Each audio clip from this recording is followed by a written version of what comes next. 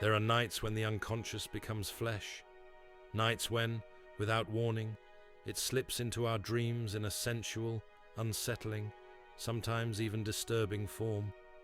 These erotic dreams are not mere nocturnal fantasies. They are coded messages, burning symbols rising from the most archaic depths of our psyche. Freud, of course, would have seen in them the manifestation of a repressed desire. For him, the dream was the stage upon which forbidden impulses were played out. But Jung saw something broader, something more mysterious. In the erotic dream, he recognized the secret language of the soul, the expression of an energy that seeks not only pleasure, but wholeness. For Jung, eroticism is never merely sexual. It is the very movement of life, the force that drives all things to unite, to transform, to create. In every embrace, in every fusion, he saw an image of the process of individuation, that slow inner alchemy through which a human being strives to become whole. When you dream of a body that desires you, that body may not belong to someone else.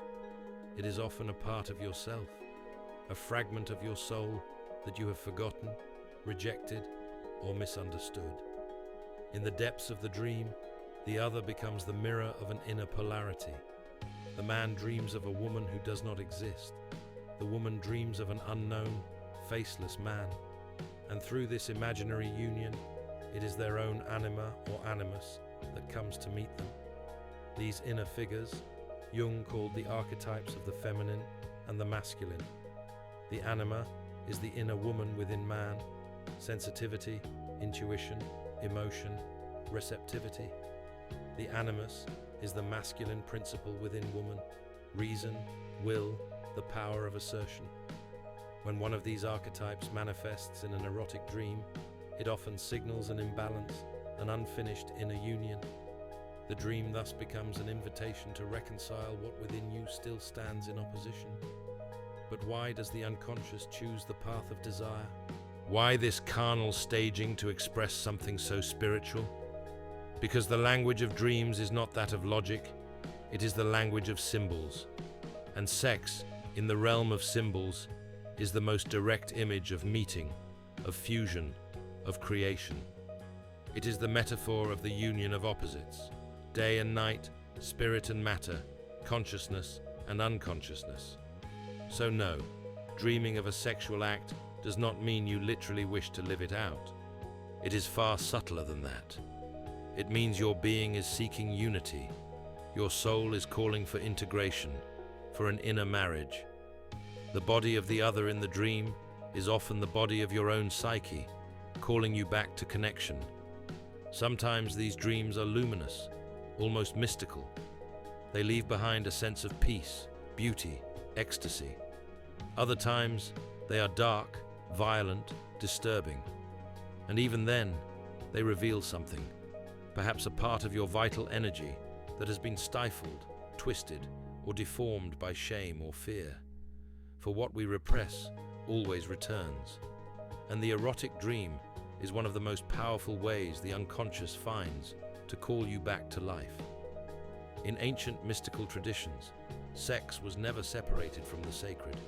The priestesses of Ishtar, the tantrikas, the alchemists, all saw in the sexual act a doorway to transformation. Desire was understood as a cosmic energy, a divine fire that could be sublimated to reach a higher state of consciousness. Jung too saw libido as something more than a biological drive. He regarded it as the universal creative force, the energy of the soul itself. Thus, to dream of sex is not to dream of flesh, it is to dream of union. It is your unconscious showing you through the images of pleasure, where you are still divided, where your desire has been wounded, where you resist surrendering to life. These dreams are not meant to be interpreted literally, but listened to, as one listens to a confession. They speak the language of the soul, not of the body. You can welcome them with curiosity, without shame, without judgment. Ask yourself simply, which part of me is seeking to unite with another? What forgotten force is trying to be reborn through this dream?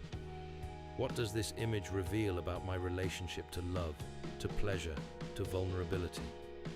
The erotic dream is a mirror, and what it reflects is the very movement of life, that tension between desire and fear, attraction and resistance, the known and the unknown.